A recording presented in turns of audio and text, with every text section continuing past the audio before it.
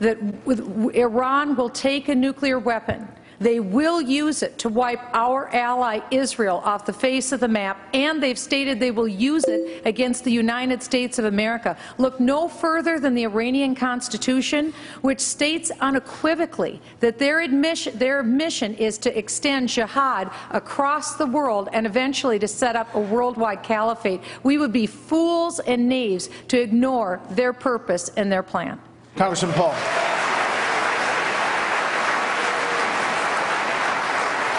Obviously, I would like to see a lot less nuclear weapons. I don't want Iran to have a nuclear weapon. I would like to reduce them because there would be less chance of war. But to declare war on 1.2 billion Muslims and say all Muslims are the same, this is dangerous talk. Yeah, there are some radicals, but they don't come here to kill us because we're free and prosperous. Do they go to Switzerland and Sweden?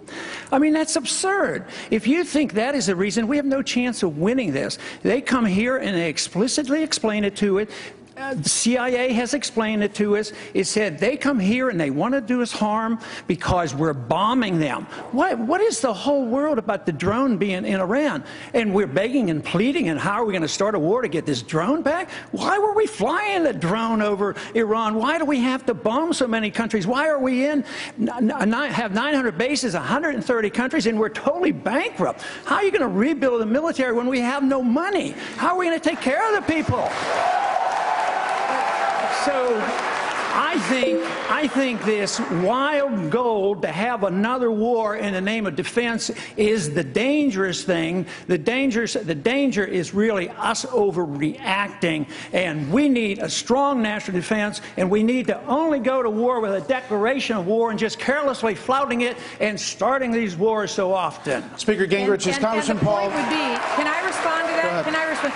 And the problem would be the greatest underreaction in world history if we have an avowed madman who uses that nuclear weapon to wipe nations off the face of the earth. And we have an IAEA report that just recently came out that said literally Iran is within just months of being able to obtain that weapon. Okay. Nothing could be more dangerous than the comments that we just heard. All right, 30 seconds. There is no UN report that said that. It's totally wrong on what you just said. That is not true.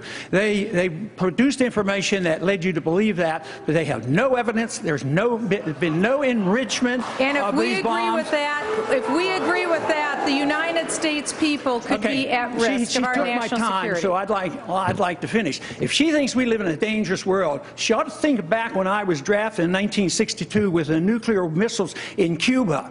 And Kennedy calls Khrushchev and talks to him and talks him out of this, and we don't have a nuclear exchange.